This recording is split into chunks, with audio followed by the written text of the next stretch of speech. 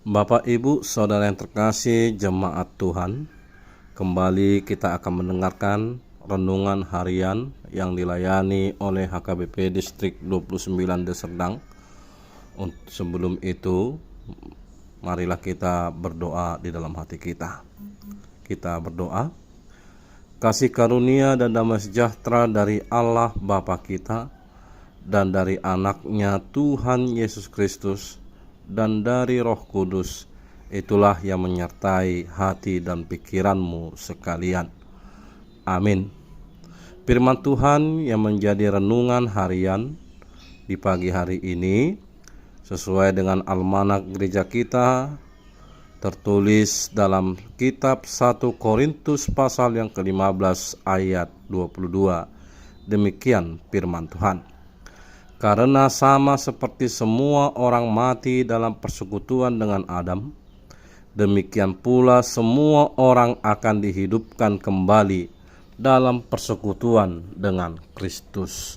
Demikian bunyi firman Tuhan. Ada perkataan bijak yang mengatakan, janganlah sesali sesuatu yang tidak dapat terulang kembali. Tentu pepatah ini atau perkataan ini berusaha mengajar dan mendidik kita untuk semakin lebih bijaksana mengambil suatu langkah, melakukan suatu perbuatan maupun perkataan, supaya tidak membawa kita kepada suatu perasaan kehilangan terhadap sesuatu yang berharga dalam hidup kita. Hal inilah juga semakin menunjukkan keterbatasan kita sebagai ciptaan di dalam kehidupan kita.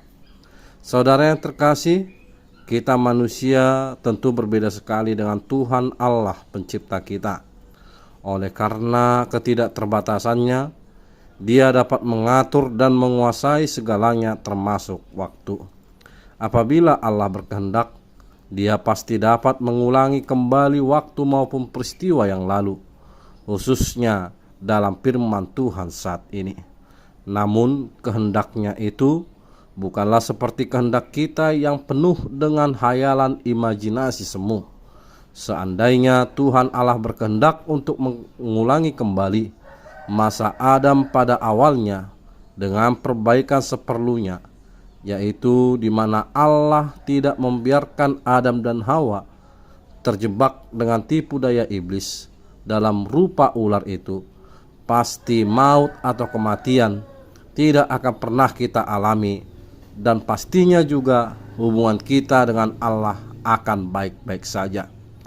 Namun setelah melihat bagaimana Allah tidak menginginkan ataupun melakukan pengulangan kembali terhadap apa yang sudah dilakukan oleh Adam dan Hawa yang telah melanggar perintahnya, banyak di antara kita yang meragukan bahwa Allah itu telah lalai atau lengah untuk mengawasi dan membimbing manusia supaya hidup dalam kehendaknya.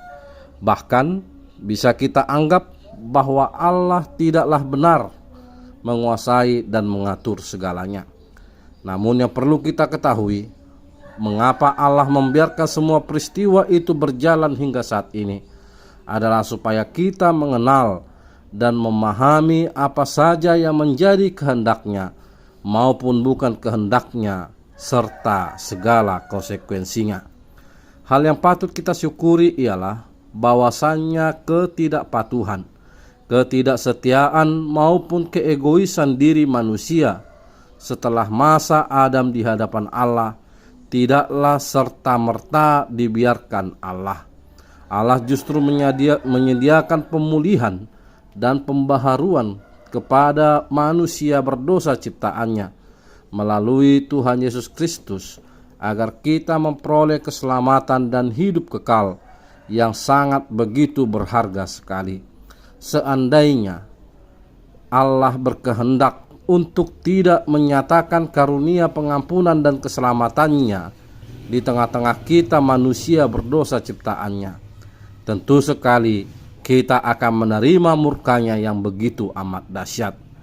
Janganlah kita menganggap bahwa Tuhan Allah tidak melakukan karunia pengampunan dan keselamatannya, maka kita akan mengakui Dia sebagai Allah yang bodoh dan ceroboh, dengan alasan bahwa Allah hanya menciptakan tanpa ada sedikit pun upaya Allah untuk menyelamatkan ciptaannya sendiri dari kebinasaan oleh amarahnya.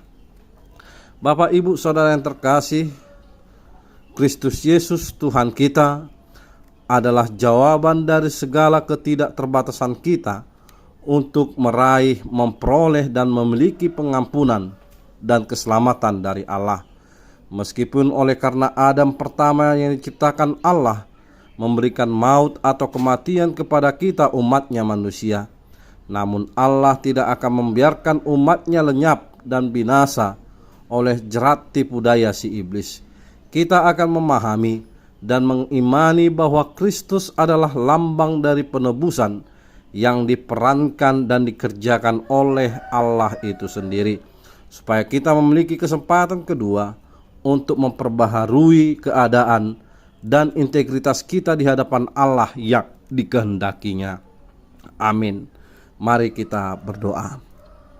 Ya Allah, Bapa kami yang bertahta di dalam kerajaan surga, puji, hormat, dan syukur kami persembahkan kepadamu, karena Engkau selalu menunjukkan kemurahan dan kebaikan-Mu atas segala pelanggaran yang telah kami perbuat melalui anak-Mu.